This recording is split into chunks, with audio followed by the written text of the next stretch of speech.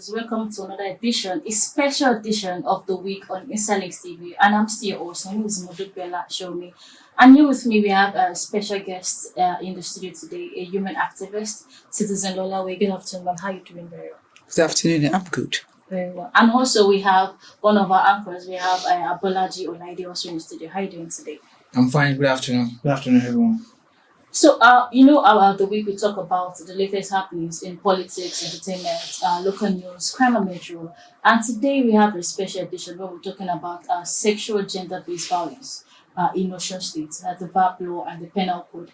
And recently, over the last few months, there has been records of rape against minors and also young adults. And recently, a month ago, in Osun State, and Afa Jamiu was accused of raping a 20-year-old girl in Osun State. And the matter has been taken to court and we are still expecting that judgment to be delivered. And also, last week Saturday, an imam there also raped an 8-year-old girl, a minor. And he claimed that they lived together in the same house and he sent her on an errand, that's why he raped her. The matters are not actually adding up. So that's why we have Citizen Lola Wey today in the studio to share more light on this. Ma, what do you think about the recent this recent menace? Is it that the government is not capable of actually curbing this bad influence, or what do you think is the problem? Okay, good afternoon, everyone. I think the problem is actually with the society, not just with the government. Because when I'm talking about the society, how does the society view the issue of rape? Because to convict a rapist starts with the survivor speaking up. Do survivors often speak up? No. Most of the times, the survivor does not speak up. Why? Because of the fear of shaming and blaming, which is a practice here. When a girl or a woman is raped, the first thing that comes out of people's mouth is, what was she wearing? Okay. Where was she? What was she doing? Last statement, what was she wearing? That 8-year-old girl that was raped. What do you think was the problem? Why? I'm coming there. Okay. It is not about how I'm dressed. We have men and boys who sag. Have they ever been raped because of the way they are dressed? It's not about how I'm dressed. It's about the state of mind of the perpetrator and the society that condones it. I was speaking somewhere else just before I came here, and I said that it is easier in Nigeria to get a thief convicted than it is to get a rapist convicted. So what do you think is the problem? So many issues are involved. One, what is the attitude of the society? Secondly, how strong are the laws? We have the VAPP law. Do you think that's why I said, how strong are the laws? How effective are the laws? Are the laws being effectively implemented? If the laws are not being effectively implemented, why are the laws not being effectively implemented? These are issues that has to be looked at. Why are survivors not speaking up? When they speak up, do they get justice? It's one of the reasons why they don't speak up. The cost of even speaking up and demanding for justice is also very high. Then the issue of stigmatization. Then lack of awareness.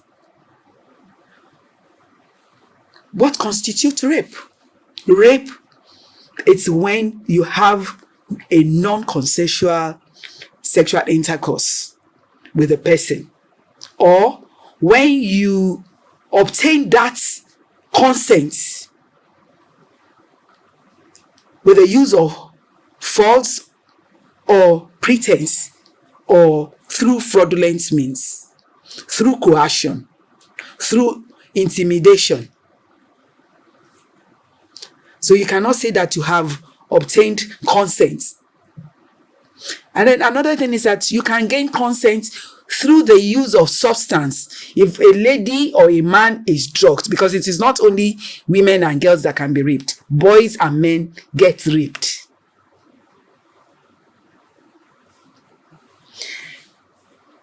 If I'm drugged and you have sex with me and you say, I gave you consent. I gave you consent under the influence of alcohol or drug. That is not a legitimate consent, even though I'm an adult. If you obtain consent from a child and say, oh, a child is anybody below the age of 18, and you think in your mind that you have obtained that consent legitimately, you are simply fooling yourself. If you used false means, you deceive me, or you obtain the consent from me through the use of you steer fear into me. You tell me that I'll die before age 25 if I do not do something. And I agree to do that thing because everybody wants to live, to ensure that I live long. That is not legitimate consent. You have not obtained that consent through legitimate means. That consent has not been freely given. And then another thing is that consent is freely given. And just as it is freely given, it can be freely withdrawn. That I agreed to have sex with you in the morning and we had sex. I consented to having sex with you 1 hour ago. Does not mean that 2 hours after you can come back and have sex with me. You must obtain my consent again. If I say no, you must respect my wish. I have said no, and no is no. Okay, ma, I'm using the case study of the first case, Afa Jami and the 20-year-old girl. What were you involved in the case? I was informed of what transpired, and from the explanation I've given, talking about consent, I'm sure that I've addressed the issue that arose from that.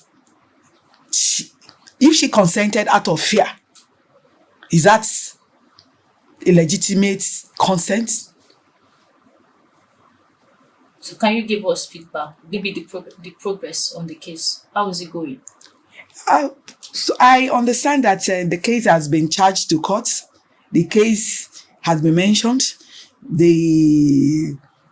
I'm waiting for when a case of, because it's a crime, actually, I see it as a crime against the state. And I believe that where we're trying to ensure that the society is safe and secure for every citizen, because that's a responsibility of government, of any government.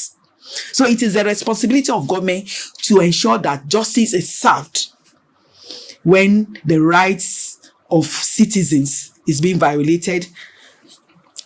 It is a responsibility of government to take over such a case to ensure that justice is served.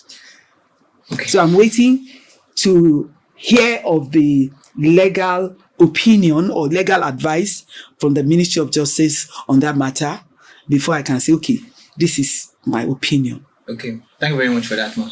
So on that, you're saying something about the situation that's against the case rape, like what society are doing, what the laws are doing, according to the to penal code and the VAPP code.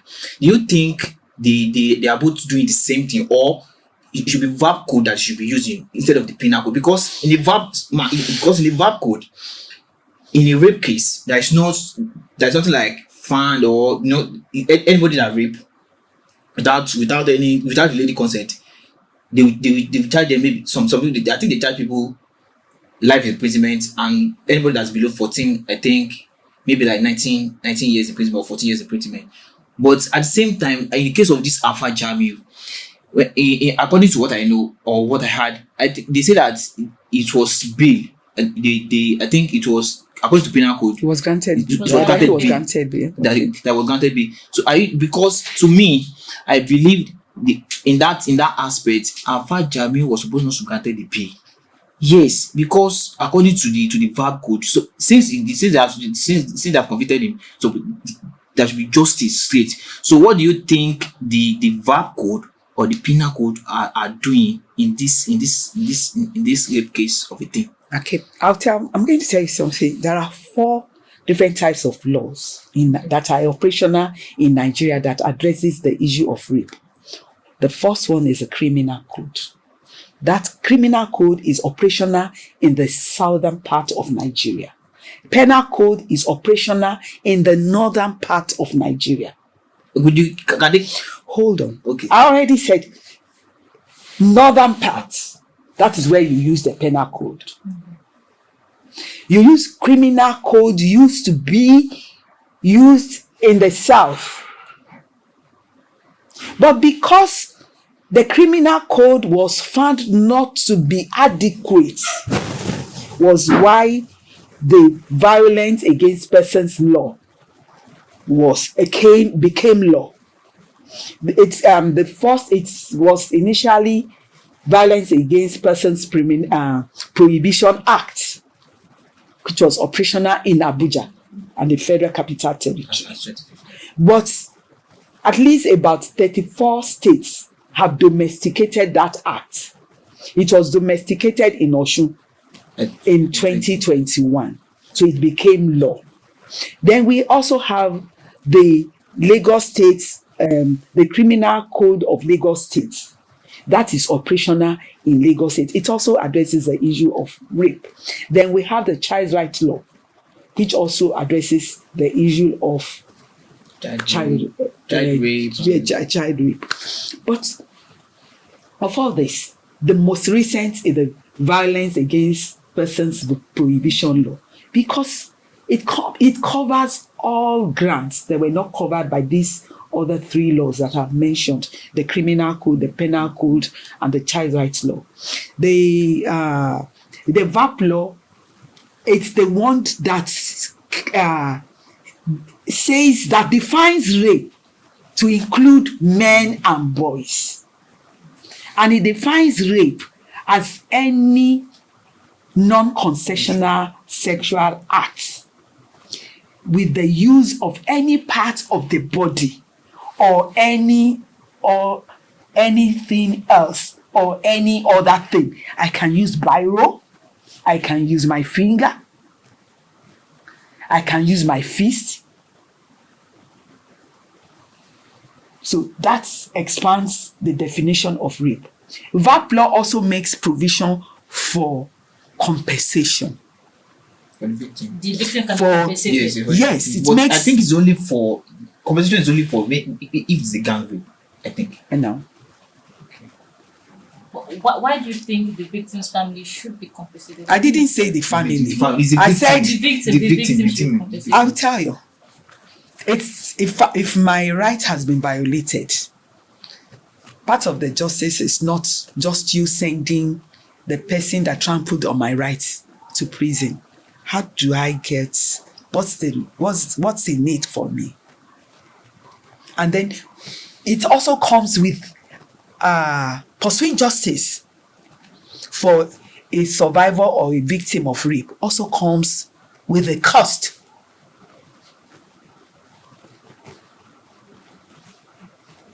So if members of the public, it's to also encourage members of the public and survivors themselves and families of victims to speak up. So do you think this VAPP law is actually working in Osun State? I told you that there are so many things involved in getting it to work. VAPP law on its own is a means to an end and not an end by itself. There are other things that must be put in place for it to function, for it to be effectively implemented. One, before you can convict a person, the law works on facts. What are the facts of the case? What are the evidences to prove that that crime actually took place? Because rape is like I said earlier, is a crime against the state. The first one is medical reports. Medical reports. If there is no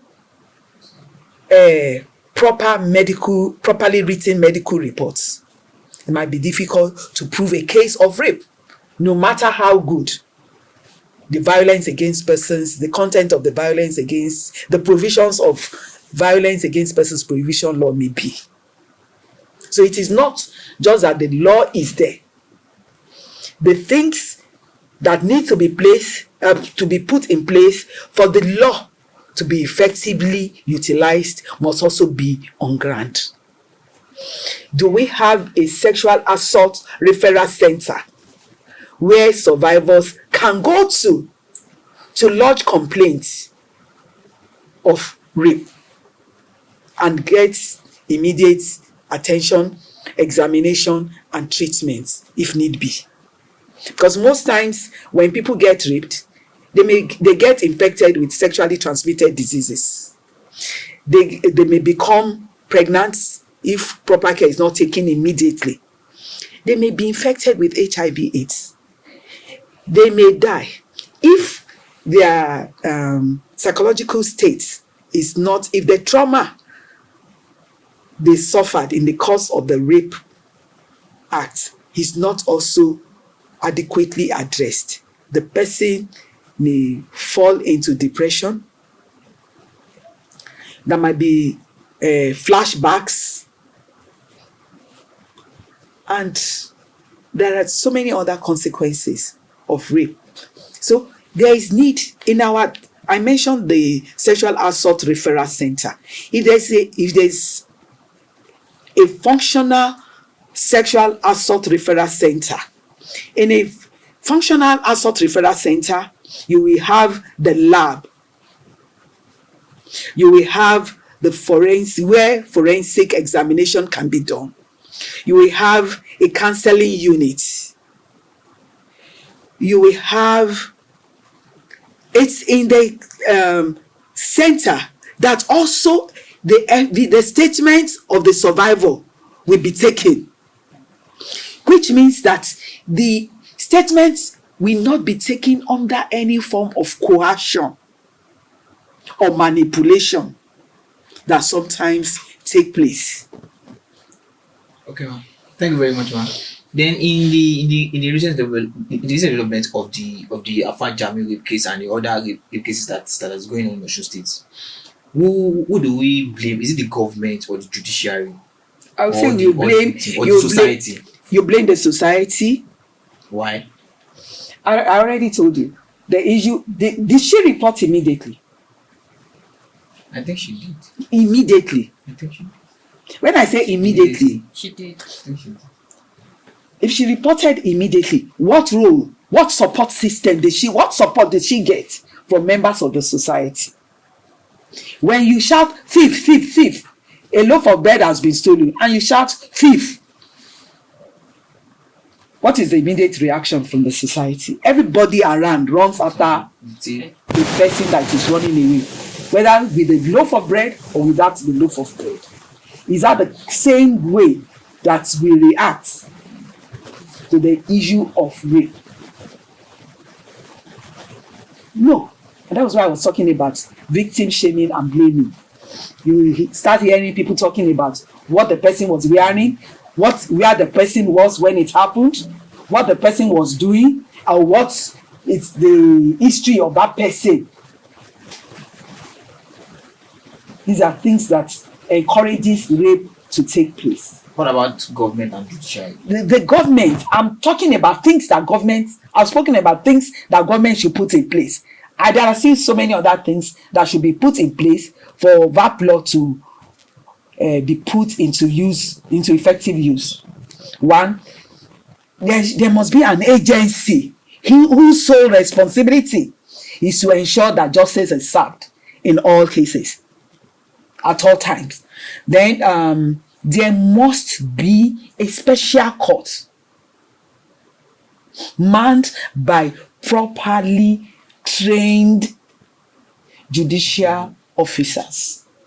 How long do you think? There must be once there's an agency, you have lawyers that have been adequately trained and whose sole responsibility, who do not do any, is to ensure that justice is served in every case of rape. They do not do any other thing. They do not attend to other Issues. judicial cases except rape cases. Not just rape cases, cases of sexual and gender-based violence. So, ma'am, please. So, how do you think the current government, how do you think their strategies have been effective in tackling SGBV cases? You need to tell me the strategies.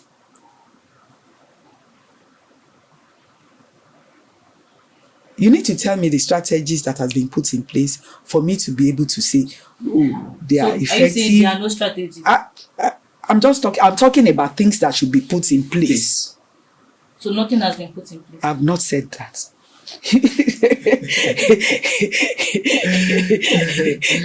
I'm telling you about things that should be put in place. We need functional sexual assault referral center. Do they have that in at least the 3 senatorial districts? If we cannot have it in all local governments, because I told you that the most important evidence, if it is penetration by the use of the penis, medical reports is important. So if there's no if that medical report, if that medical examination does not take place within 24 hours, it must be 24 hours. It is best for it to be within 24 hours. That way, the sperm wouldn't have died. But even if it takes place after 24 hours, if the survivor or the victim has not taken his or her leave, the evidence of dead sperm will be seen. The semen, yes, will be seen under forensic examination. Then, if it's a case of a child, the broken hymen will also be discovered under examination by a medical personnel. Okay, thank you, ma'am. So without all those things being put in place, and then the cost of you report to the police will visit the scene of crime.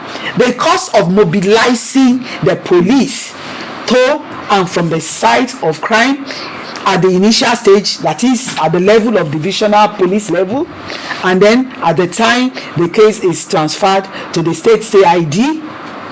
If a case of rape takes place in Okeila and you report at the nearest divisional police station, they do their preliminary investigation, transfer the case to the state CID. Then officers at the state CID, you now mobilize them to Okeila, to and from Okeila. You have mobilized the officers at the divisional police station level to the scene of the crime. Then you mobilize them again at the state level to the scene of the crime. Then when the case is to be charged to court, you mobilize the police to bring the perpetrator to court. Then if the court decides to remand the perpetrator in the correctional center, you mobilize the movement of the perpetrator to whichever of the correctional centers where he or she is to be remanded. All these are at the expense of the victim or the survivor and his or her family.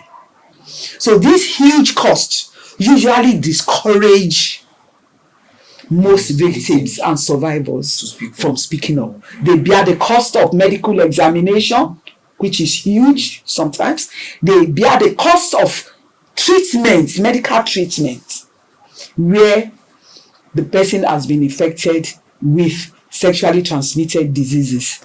If the report does not come within 72 hours, the person will have to wait for another 3 months to do carry out to undergo an examination that will determine whether he or she is already infected with HIV/AIDS.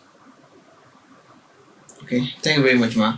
Speaking earlier, you were talking about how we can solve the issue by creating awareness and doing in society and doing other things. What do you think in creating awareness for the society? What do you think society can do by creating, or what do you think? What we want to achieve? Yes. The media and the members of the civil society organization and NGOs, in collaboration with the media, we create a public awareness of this menace and how to counter it, because it is rising by the day. Minors, children are being raped. Children under the age of 10, 12, 8, 4 are being raped. Elderly women. I handled the case of a 93-year-old woman that was raped in service area in Osogbo, Osun State. 93-year-old. 93-year-old. My mother is not yet 90. My mother will be 90 this year. So whatever makes a 93-year-old woman to be raped in her home, in her room, not on the street. So that's why I often tell people that it is not the way I'm dressed. It is not where I am. It is not what I'm doing, but the mind set of the perpetrator. There should be higher punishments for these perpetrators, like a higher punishment. Maybe It is because you're talking. Is it not when the case has been proven? When there's no evidence. It is when a case has been proven. It is when the perpetrator has been convicted that you will now start talking about whether the punishment is adequate or inadequate.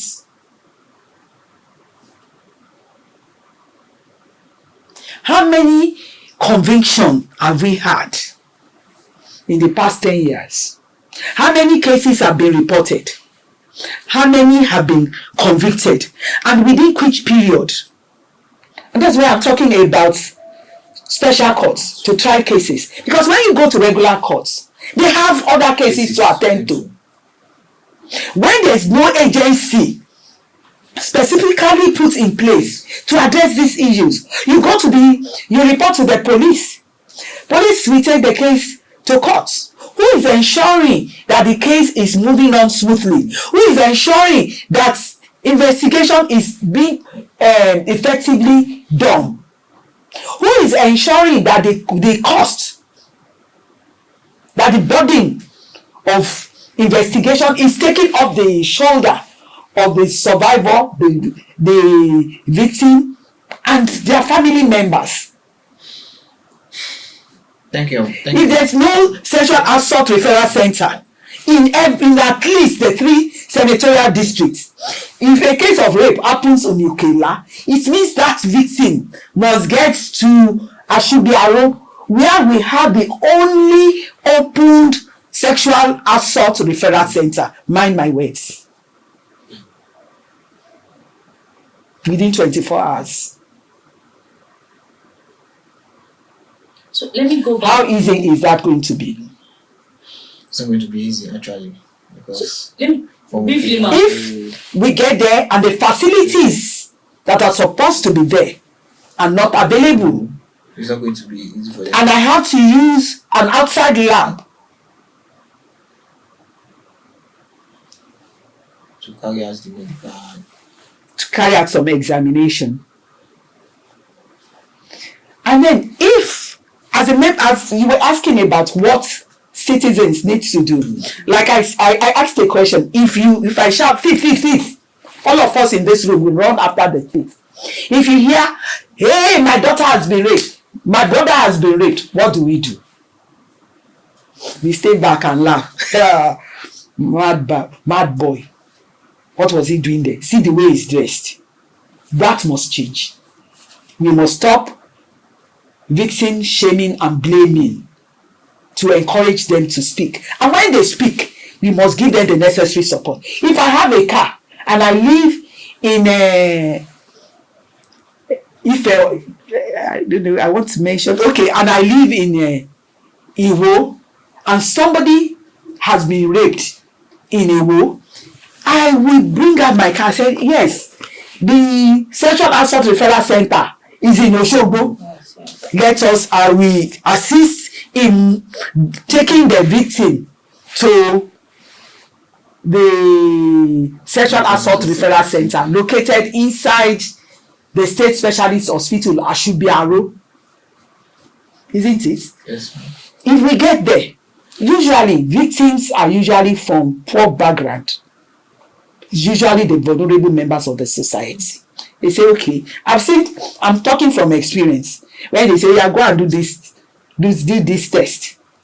You get there, they say, okay, this is the cost. The family cannot pay. Who pays? Go back. I know I can't count the number of people whose cost of medical examination I have paid for. I settle to ensure that they have evidence for justice. And then beyond all this, there's need for the political will. With that political will, if everything is put in place, the way the society behaves, once a case of rape is reported, the family members of the perpetrator will start looking for the faith leader, the religious leaders that they can call upon, the powerful traditional ruler that they can run to kill the case. Then they start looking for political office holders that they can run to. They look for highly placed security officers that they can talk to die the case or water down the facts of the case to set the victim, the perpetrator, free. So these are things that the society needs to do. We must ensure that everywhere in the society is made safe for all citizens. You don't ask me that because I'm a woman, I should not move at a particular time of the day. I'm a citizen of this country. I carry the same green passport that the man carries. I pay tax equal to what the man pays. So why should the society not be made safe for me? Why should there be dark places? Every dark places should be brightened up. We say we are in the government of Himole. That lets us see that light everywhere. Thank God, yes, solar lights are being installed. That is to improve on the safety and security of the society. So the society members also need to ensure that those things put in place by government are not vandalized. Okay, ma, you when you were explaining, you said cases about a 93-year-old woman being raped. Can you tell us about that case and any other case, any other rape experiences or case that you've actually handled, particularly that 93-year-old? Okay, I'll tell you about it. This 93-year-old woman lived, because she's late now, in service area of Osogbo. On that fateful day, around 6 p.m., she went downstairs because she lives upstairs. She went downstairs to warm her soup. She was preparing her dinner. And I believe that this perpetrator is somebody that knows her very well. That she knows very well. The perpetrator knows the way she operates. Was he caught? Pardon? The perpetrator, was he caught? I'm telling you the facts of this. By the time I finish telling the story, you will know if he was caught or not.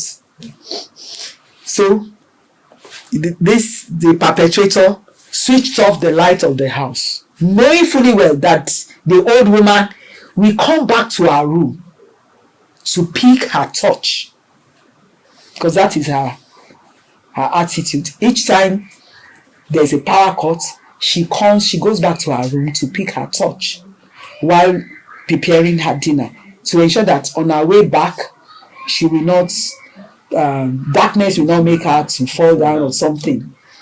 So the perpetrator, knowing this, switched off the light. So the old woman ran back into her room, not knowing that the perpetrator was already waiting for her in her room. So as soon as the woman walked into her room, the perpetrator grabbed her and the struggle began. He started hitting her head against the wall. That was to overpower her. And then there was real tug of war in that room. Nobody came to her rescue. Eventually, she succumbed. The person raped her and told her that she was going to die. And eventually, the woman died. But before she died, immediately the perpetrator left her room. She went downstairs and told a co-tenant that what happened to her. The co-tenant was the one who made a telephone call to the children of the victim. The victim, and then the neighbor told the victim that their mother had been beaten. They didn't talk about the fact that she was raped, even though the woman told me that she revealed that to the woman. So the children came, took her away, believing that okay, somebody attacked her, that she suffered physical violence, and then they took her away to take care of her. So it was in the course of taking care of her, she also told them that please, when you are massaging my head and my body, please also massage my private parts, because she found it difficult to say I have been raped. A 93-year-old woman, she felt ashamed, and it is because of our attitude here that we shame and blame the victim and not the perpetrator. So she hid that important part. She kept it to herself. So it was when she now said, please also massage this part. And they said, what happened? Were you raped? She said, And that was how they knew that she had been sexually violated. And then they went to report the case to the police. The police tongue-lashed the family members. But as I speak to you, nobody was arrested. Nobody was picked for questioning. It was only the statement of the old woman and her family members that was obtained at the police station. When I got to know of it, I took her. She was still not medically fit, so I took her back to the hospital to at least ensure that her life is protected. I took her to a counselor, a psychologist, to assist us with her frame of mind, to help her get out of the trauma, which she never recovered physically and mentally till she died. So there's this question I want to ask you. I don't know how you feel about the question. The question is that this perpetrator, what do you think makes them to be doing such a thing? So many things. Like what? Our cultural norms. And then, the issue of, a woman came to me yesterday for an assistance, and she asked me a question that baffled me, and that is the way the society values women, the feminine gender, that we are not as valuable as the man. She said, do women have rights to inheritance? What does that suggest to you? That's a value that the society has placed on the feminine gender, to the extent that she feels that a child is not, all children are not equal. We are equal before God, and we are equal before the law. So why wouldn't I, as a woman, be entitled to what man is entitled to what my male siblings are entitled to inheritance? We have equal rights. except in a place where a will is written. But where a will is not written, it is equal rights. Except if they want to share the inheritance using the traditional means, it could be, they say ori ojori, that is equal, or they use idigi, the number of wives that the deceased has, to share whatever that is left behind, assets and liabilities. So the society, and then there's a power inequality, and then because the society also believes that it is women, oh, she seduced me, that is absolute nonsense. I'm sure It is not a justification. He would not say that she seduced him. I'm sure he would not. You know, I'm coming there. You know, there are some cases that women say that there are cases that men say that is women even children, if they will even say that children seduced them. The last case at Ede, that's Saturday. Can that imam say that the 8-year-old girl seduced him? He can say anything. Is it not to defend himself? An 8-year-old girl. He can say anything. He can say, these are the things that they often say. They claim seduction. If I seduce you, are you not disciplined enough to look away? Are women and girls not enticed and lured? Don't they say no? So why can't you all say so no? Say no. No. So, and that was why I said it is them. There's an issue of the mind of the perpetrator. So you say it's because the way society sees women, then values women, value women, then contributes to it. And then when a case of rape has taken place, the society blames and shames the victim. What is the society doing? Encouraging the perpetrator. Then some mothers, we even know that their sons is engaging in something that is wrong with the daughter of another person, and they will look away. Have you handled cases like that? Pardon? Minor cases like that. Cases of minors being raped. In May, there was a case of a minor that was raped in Ile-Ife. I went from Osogbo. I went to court, and I made sure I brought the minor to Osun. How old was the minor? To Osogbo. From what I read in the statement made by her mother, they said 9. It was raped by how many years? Age 9 years old, raped by 45 years old Okada rider, who happened to be the customer of her mother.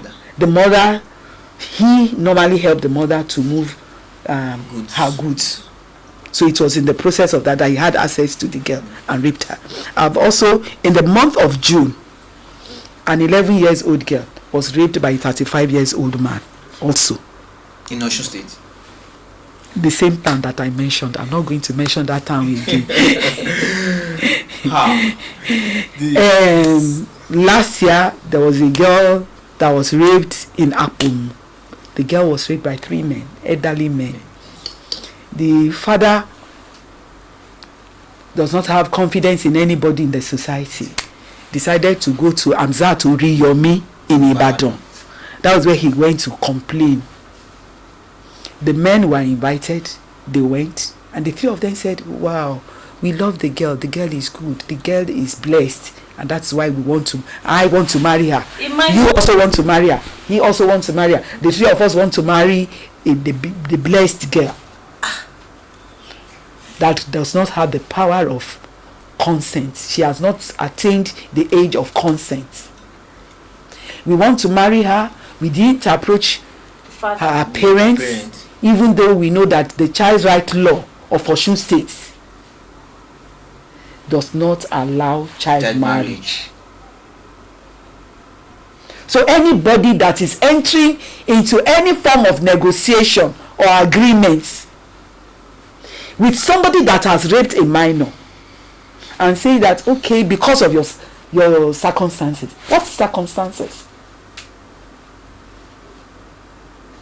What are the circumstances of the case that we excuse such heinous crime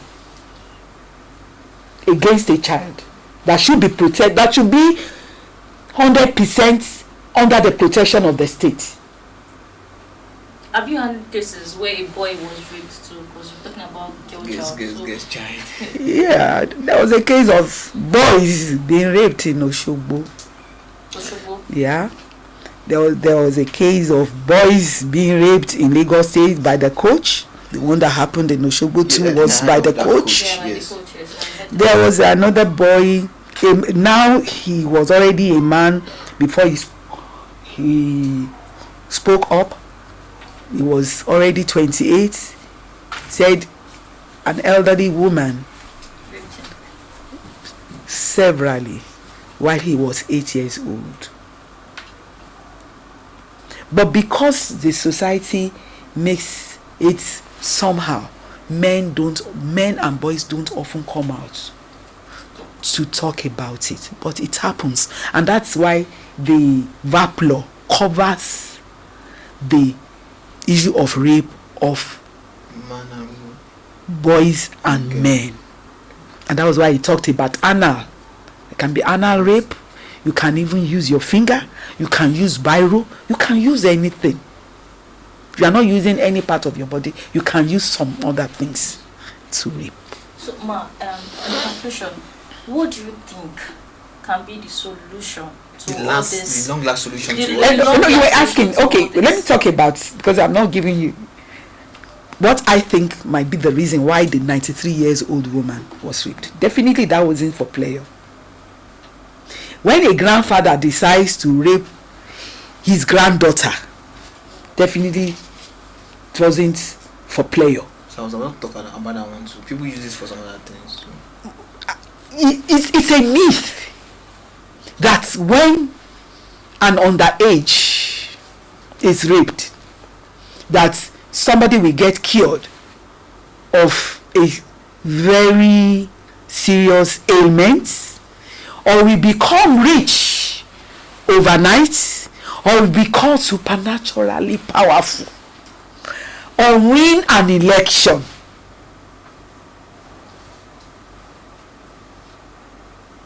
Like that old woman, I'm sure, based on what she told me, the person that raped her didn't rape her for pleasure.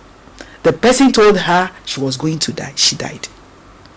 The person after raping her, the person inserted something into her and went away with the thing.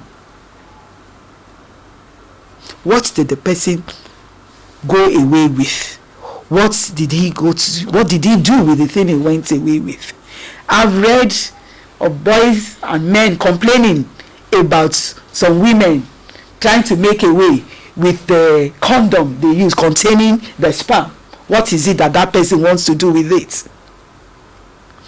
I've heard of sanitary pads being picked. What is it that is to be done with that? So there are so many causes, reasons why people rape. Different reasons. Some people are pedophile. Yes, pedophiles They do not have the courage to approach adults. But it is an issue of power relationship, power inequality. You know, Yorubas will say, the person that you know that you are stronger than is the one that you challenge.